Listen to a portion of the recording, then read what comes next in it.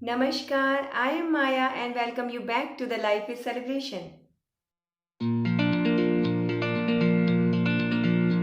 पिछली 2 मीटिंग से हमारी बात हो रही है एक book 7 habits of highly effective people के बारे में। 7 में से 3 हैबिट्स के बारे में हम बातें कर चुके हैं, जिससे हमने सीखा कि हमारी पर्सनल ग्रोथ कैसे होती है। अब अगली 3 habits, fourth, fifth and sixth habit, उससे हम सीखेंगे कि हमारी सोशल ग्रोथ कैसे हो।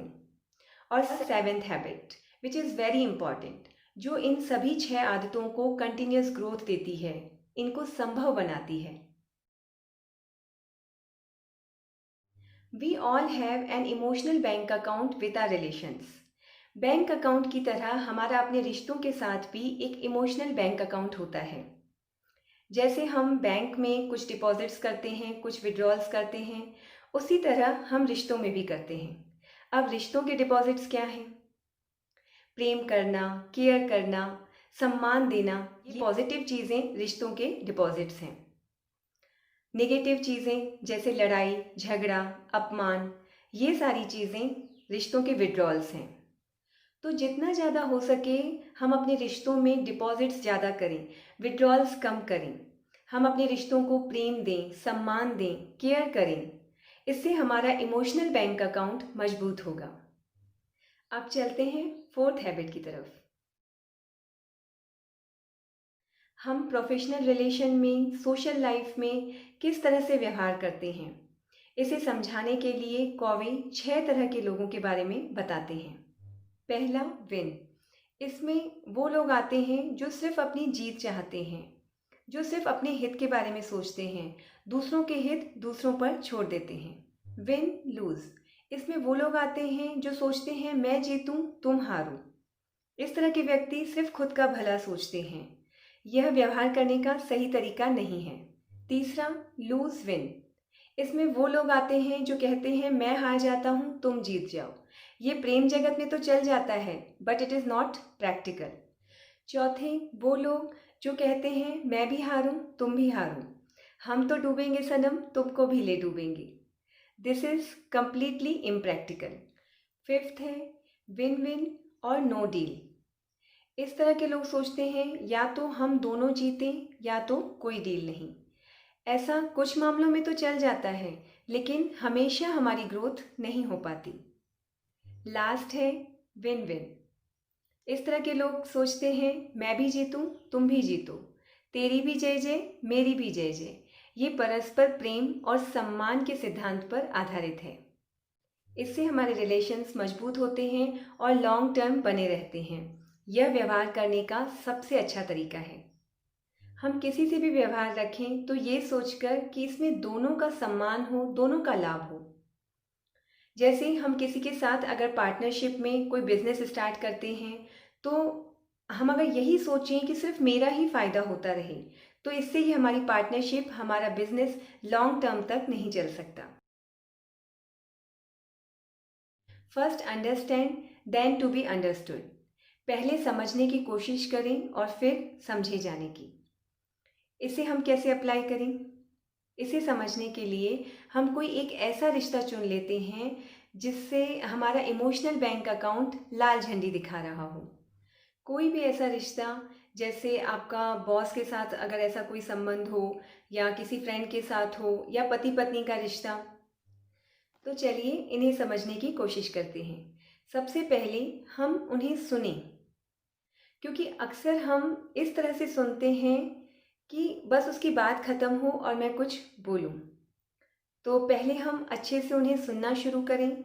उसके बाद सिर्फ उनके शब्दों को ही नहीं, उनके इमोशंस को समझने की, सुनने की कोशिश करें और फिर उनकी जगह पर खुद को रख कर देखें। तब हमें पता चलता है कि उनकी फीलिंग्स क्या हैं, उनकी तकलीफ़ें क्या हैं। और दूसरा, हम अपने संबंधों में ये बिल्कुल क्लियर कर दें कि हम उनसे क्या एक्सपेक्ट करते हैं, और उनसे भी ये पूछें कि वो हमसे क्या अपेक्षा रखते हैं।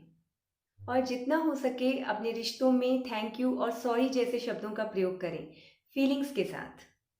क्योंकि सॉरी हमारे रिश्तों में नमक का काम करता है, जिससे स्वाद बढ़ता है, और थैंक यू चीनी का काम करता है, जिससे मिठास बढ़ती है। सिनर्जाइज, तालमेल कायम करना। Synergy means two heads are better than one. किसी भी काम को अकेले करने से अच्छा है उसे टीम में करना, किसी के साथ मिलकर करना। सिनर्जी में दो लोग अगर काम कर रहे हैं या ज़्यादा लोग अगर काम कर रहे हैं तो उन सभी के गुण हाइलाइट्स होते हैं, उनकी क्वालिटीज़ डबल होकर मल्टीप्लाइड होकर बाहर आती हैं। जैसे हमारे शरीर में कई सारे ऑर्गन्स हैं। हार्ट है जो ब्लड पंप करता है, किडनीज़ हैं जो वेस्ट मटेरियल बाहर करती हैं, लंग्स हैं जो ब्रीदिंग का काम करते हैं। ऐसे बहुत सारे अंग हैं जो सब सिनर्जाइज होकर हमारी बॉडी को बहुत अच्छे से चलाते हैं। सिनर्जी को हम स्कूल के एग्जाम्पल से भी समझ सकते हैं। जैसे कि स्कूल में एक प्रिंसिपल होता है, टीचर्स होते हैं, काउंसलर्स होते हैं और भी बहुत सारा स्टाफ होता है। तो सभी लोग सिनर्जाइज होकर स्कूल को अच्छे से चलाते हैं, उसे सफल बनाने की कोशिश करते हैं। तो सिनर्जी में हमारी वो कहावत बिल्कुल सही बैठती है कि एक और एक मिलकर 11 होते हैं।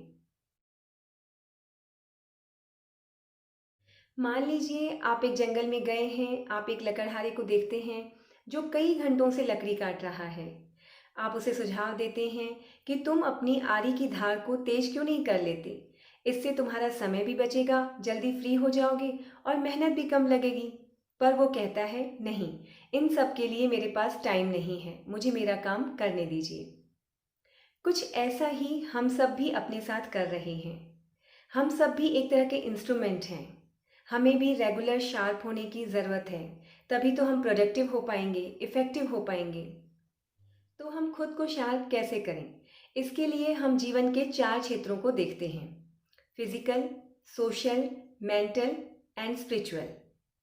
फिजिकल, इसके लिए हम अपने खाने पीने का ध्यान रखें, सही नींद लें, एक्सरसाइज करें। सोशल, इसके लिए हम सेवा करें, परोपकार करें या किसी की मदद करें। मेंटल, इसके लिए हमेशा पॉजिटिव थिंकिंग में रहें। आप रीडिंग कर सकते हैं, राइटिंग कर सकते हैं, अपना, दूसरों का, सबका मंगल सोचें और खुश रहें।